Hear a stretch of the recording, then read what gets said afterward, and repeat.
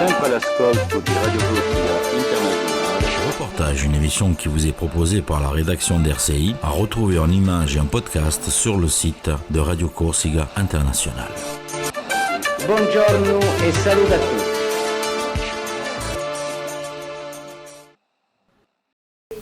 Alors Patricia, présentez-nous tout d'abord en quoi consiste exactement, au niveau général, cette journée internationale des langues. C'est la journée européenne des langues.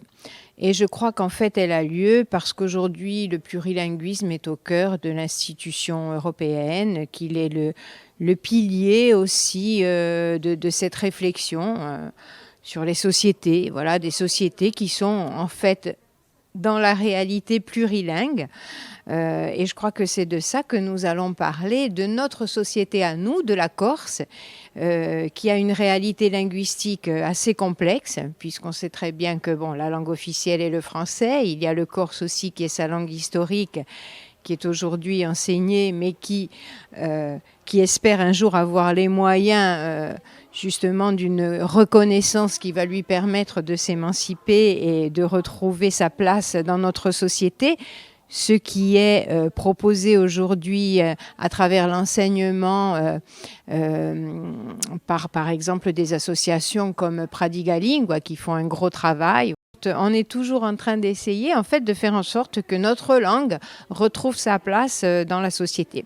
Voilà, alors demain nous allons parler de tout ça et puis moi je me suis, comme vous le savez, intéressée à la chanson et en fait ce que l'on peut constater en observant un peu notre production discographique, c'est que la création est toujours en avance sur l'institution.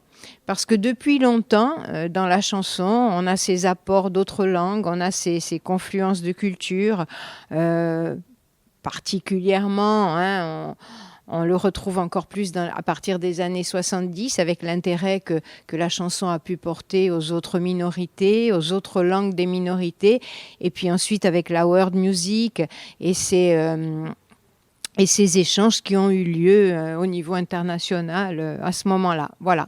Et là, il y a encore de belles choses qui se passent tout le temps.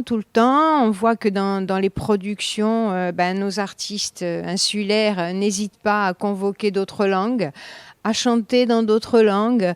J'ai un bel exemple qui m'a beaucoup touchée, c'est cet exemple du groupe EPO, qui a invité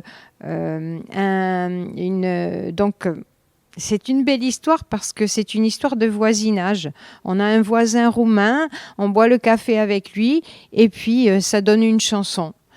C'est Constantine, que vous connaissez tous. Voilà. Donc il y a plein d'exemples comme ça, il y a de beaux exemples et les langues, elles réunissent les gens et je crois que ça n'est pas parce qu'on parle une langue différente qu'on ne peut pas communiquer. Bien au contraire, on peut échanger et comprendre les uns les autres nos mondes. Alors concrètement, comment elle va se passer cette journée? Vous allez animer en collaboration avec Giacomo Moutier, c'est ça? Je vais l'animer moi, Giacomo sera là, parce que en fait,